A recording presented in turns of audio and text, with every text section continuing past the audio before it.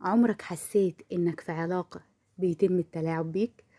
كل ما تتكلم تتقلب الموازين ضدك، كل ما تحاول تطلب حقك او تحط حدود بيبان انك اناني وتحس بالذنب او غلطان. بتقول في عقل بالك انا ما بعرفش اخد لا حق ولا باطل. لو حصل ده فغالبا انت قدام شخص نرجسي بيعرف يلعب بنفسيتك كويس جدا. تعالوا اقول لكم على اخطر 7 ألاعيب نرجسية النرجسي بيلعبها معاك، وازاي تفكها واحدة واحدة من غير ما النرجسي يغلبك. مرحبا بكم، انا آلاء ماجد، معالجة نفسية متخصصة في تحرير المشاعر والصدمات. هكلمكم النهاردة على الشخص المؤذي او النرجسي، وازاي بيحسسك دايما انك غلطان، بيخليك تشك في نفسك، وازاي تتعامل معاه من غير ما يتحكم فيك او يكسرك. هكشف لك اخطر 7 ألاعيب نرجسية بيستخدمها النرجسي علشان يتحكم فيك، وهقول لك ازاي تتعامل معاها بوعي وقوة وثقة. اول حيلة بيستخدمها معاك وهي الاسقاط. يعني ايه اسقاط؟ يعني بيرمي عيوبه عليك. يعني النرجسي بيتهمك بالحاجات اللي هو بيعملها، يعني يكذب ويقول لك انك مش صريح او ان انت اللي كدابة، يعني يغلط ويقول انت السبب، انت اللي خليتيني اغلط، يسبب مشاكل ويقلب البيت حريقة ويتهمك انك درامية وان انت اللي بتعملي مشاكل. من الاخر اول ما تلاقيه بيتهمك بعيوب مش عيوبك، تعرفي ان دي عيوبه هو وهو بيحاول يسقطها عليك. طيب ازاي هتتعاملي؟ اول ما تلاقيه بيرمي عليكي زي ما قلنا، ما تبرريش خالص، قولي له ماشي انت شايف كده، مفيش مشكلة، وتقولي لنفسك دي عيوبه هو وهو بيحاول يرميها عليا.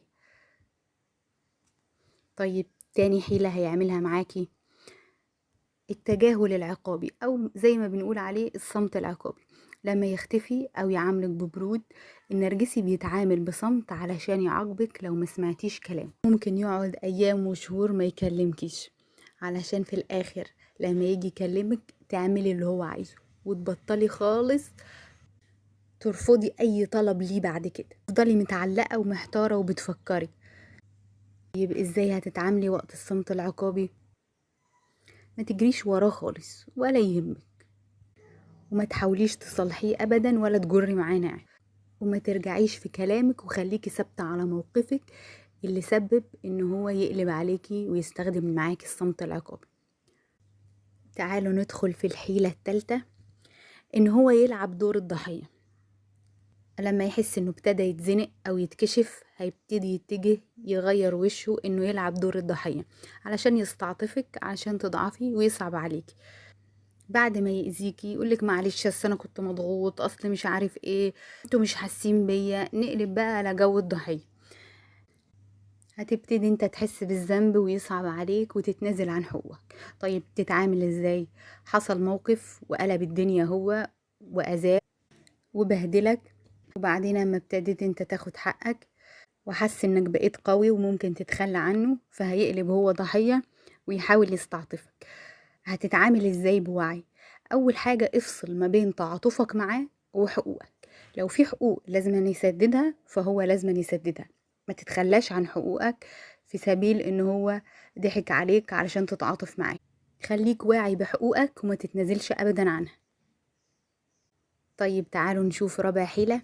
رابع حيلة تشويه السمعة، انه يحاول يشوه سمعتك قدام الناس لما تيجي تحكي عنه كلام سلبي او تيجي تشتكي منه. لو بدأت تبعد عنه او تقولي الحقيقة او حصل بينكم مشكلة، هيبدأ يسبقك ويحكي للناس انك انت الغلطان او مجنون او مضطرب علشان يضغط عليك بيهم، او هيختار ناس ما تغلطوش، او هيحكي بطريقة تبينك انك انت الغلطان علشان الناس تقف معاه ضدك. ولو معرفش هيستعطف الناس علشان تقف في صفه وتحس انت ان انت الغلطان وترجع في كلامك وترضخ ليه علشان يثبت لك اهو انا مش لوحدي، الكل بيقول انك انت الغلطان وان انا معذور في تصرفاتي. انت هتتصرف ازاي لما يحاول يكسب الناس كلهم في صفه علشان يضغط عليك ويبينك ان انت الغلطان او يستعطفك؟ خليك ثابت على موقفك ورأيك، واوعى تشك في وعيك وإدراكك للأمور. وهنا هنيجي للحيلة الخامسة، وهي التشويش النفسي أو الجاز لايتنج. في الجاز لايتنج بيخليك تشك في نفسك وفي إدراكك ووعيك وتحليلك للأمور. هينكر كلام قاله أو تصرفات عملها، أو هيتهمك إنك بتتخيل حاجات أو بتعمل حاجات وبتنساها. يقولك مثلا أنا عمري ما قلت كده، انت اللي دماغك بايظة وبتفكري بحاجات غريبة. دايما هيحاول يشكك في وعيك وإدراكك للأمور. طيب هتتعامل ازاي في الموقف ده؟ ثق في وعيك وإحساسك إنه في حاجة غلط، وبطل تشك في نفسك وعقلك هو اللي بيتلاعب بيك علشان يقدر يسيطر عليك وعلى عقلك. وهتقول أنا واعي وعارف كويس أنا بقول إيه وبعمل إيه. نيجي بقى للحيلة الثابتة، وهي الوعود الوهمية. إنه يديك دايما أمل كاذب، يوعدك إنه هيتغير ويبطل يأذيك أو يبطل يخون. معلش استحملي وأنا هتغير وكل ده هيبقى ذكرى. طيب إزاي هتتعاملي مع الموضوع ده؟ ما تسمعيش ابدا للكلام وما تركزيش عليه، كل اللي تركز عليه الافعال. هنراقب الافعال مش الكلام. الافعال هي اللي بتبين الشخص على حقيقته مش كلامه. نيجي للحيلة السابعة، وهي إثارة الغيرة.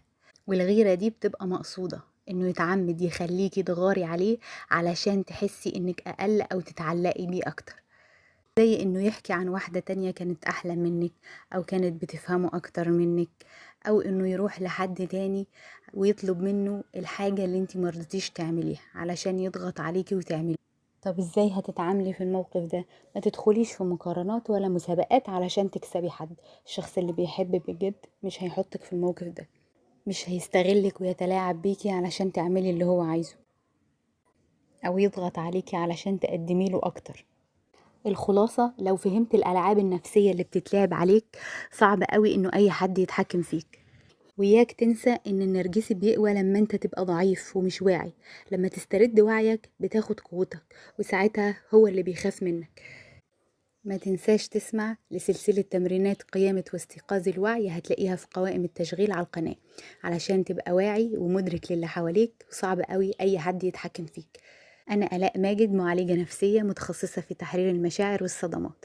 ما تنساش تعمل لايك واشتراك في القناة لو عجبك الفيديو، علشان توصلك فيديوهات أكتر وتمارين أكتر تساعدك في رحلتك للشفاء. بتمنى لك السلام والشفاء والمحبة، لأنك تستاهل. سلام.